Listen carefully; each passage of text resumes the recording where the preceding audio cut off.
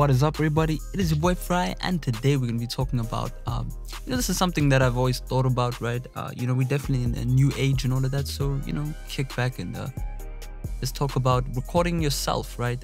Traditionally you would have an engineer. Don't forget to like and subscribe if you have not subscribed. Shout out to everyone that is always keeping up with all of the videos and all of that. I appreciate that a lot. Anyway, with that out the way, I've written everything down today.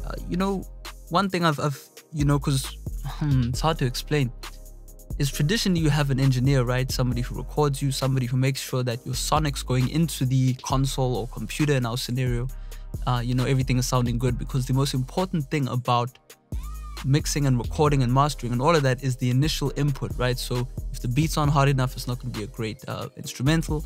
If the vocals aren't mixed or aren't coming into the mic placement isn't right, sorry, you're not going to have a sweet sounding recording, you know what I mean? So an engineer would, for example, if you're in the vocal booth, he might say, move the mic a bit back, move the mic a bit forward. As you can see, you get a different sound and different tone for every little, if I'm standing over here, you get a different tone. If I'm standing over here, you get a different tone, you know what I mean? So if you're prepared to, and you have the right monitoring system to be able to hear these slight differences in your audio, I think that you're qualified to be your own recording engineer, right? We are in an era right now where everyone has access to a computer. Obviously, everyone has access to, low-cost recording equipment. Being able to distinguish between, that $50 mic and, that $1,000 mic. You're not going to hear the largest of differences, but the most apparent things are going to be the, signal-to-noise ratio. Cheap components and cheap preamps carry a lot of noise. They have a very brittle, harsh tone to them.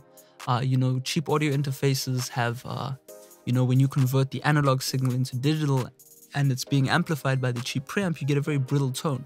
So, if you can live with all of those things and utilize them the best, I think you are in the class to record yourself. So cool, with that out the way, I'm basically going to break down some little, techniques that I've seen used. I've checked YouTube out, I've seen people doing things differently, and I'll kind of give my opinion on them. So if you're looking to better yourself or better your recordings, I think this video will be for you. All right, cool. So the first one obviously is the, I've kind of given them all like weird names, but the sitter, right? So somebody like me right now, I've seen people record rap songs or whatever, singing, playing guitar, sitting in their seat and doing what they do. Right now, that can work for acoustics and softer songs, in my opinion, right? Because you're not kind of catching a moment, right? You're kind of catching an intimate moment. Intimate moments can be caught sitting, right? But for rap, I feel like standing just has a different vibe, right? And I'll speak about standing later. Now this works. I've seen Hobson, anyone that listens to Hobson, I've seen him in his studio. It's easy for him, because he's the engineer and he's the vocalist, it's easy for him to maneuver himself around. So that's the first one. The second one is obviously the runner, and this is my personal favorite technique, right? Basically, you just set up a countdown before you start recording. If so, for example, you want to record the hook of this beat, you know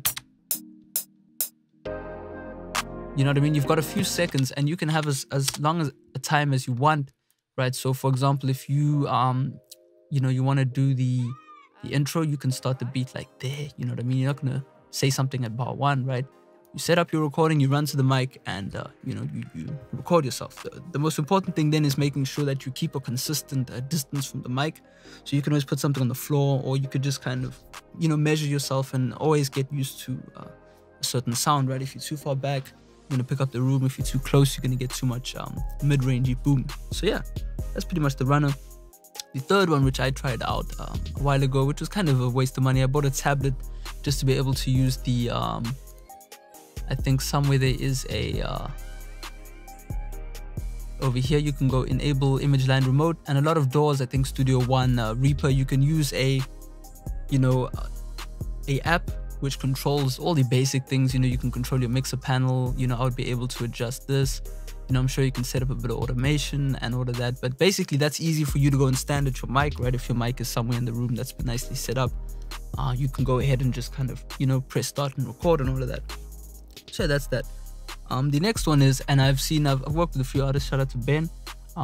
He's an artist that writes his whole song and then he does full take. So he'll start at 0 and then he'll record the whole song, right? So he'll do multiple takes, and then apology for the glitching. he'll do a bunch of takes and, you know, have a bunch of tracks. He'll do his layers and all of that in one go. So that can also work. The only thing that I have a problem with that technique, if it works for you, it works for you. But my biggest problem is that around here, 2 minutes, 1 minute, you know, 3 minutes, you're going to start running out of breath. Your performance isn't going to be sounding as intimate and, you know, exciting, maybe towards the end, you know, unless you can do it. If you can, if your breathing and all of that is good, you know, you should be able to make it. The next one is the looper. I've seen a lot of people, FL Studio's looping techniques now working, but I would recommend, you know, the problem was if you wanted to, for example, record the chorus, which was 8 bars, you can see I've highlighted 8 bars. You can just pretty much, as you can see here,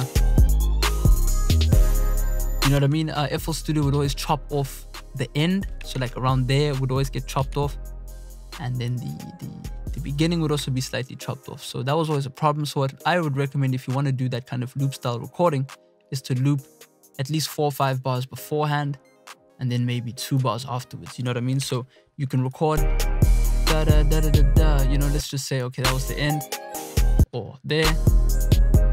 You know, and then you can start again. Yeah, you know what I mean? So you can get into the groove and yeah, da da da da da da da da da da da. Cool beat, by the way.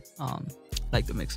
Anyway, yeah, so that's another one. And then obviously this is a fun one. You got the Dr. Dre, right? The Dr. Dre would be someone who, for example, I could be in that position right now where I've made the beat, I have set up the microphone levels, I have you know, set up the session, make sure everything's sounding sweet, and then you can pretty much produce the whole track. You can get other people on it. You can tell them what, you know, you vision for the song and, you know, what you want out of it. And then you can mix the song yourself, and you can master the song yourself and put it on YouTube yourself.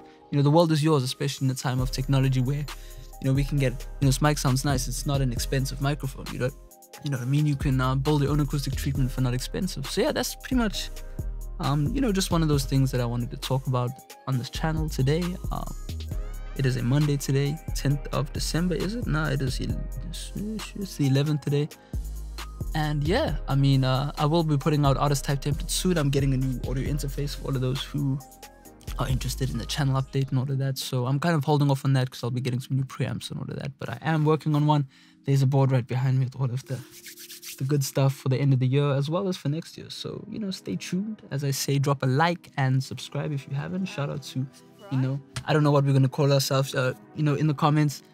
Wave Gang, I don't know. Yeah, hey, I'm not really one of those people that like naming subs and all that. You know, you're all individuals too, and I'm an individual. So, you know, it's like the Jake Paulers. I mean, like, that strips away from the people who like Jake Paul. It's like, Jake Paul, I'm not Jake Paul, you know what I mean? So anyway, this is your boy Farai. Feel free to recommend any videos you'd like to see in future, and you know, if I have the time, I might get into it. So yeah, peace out.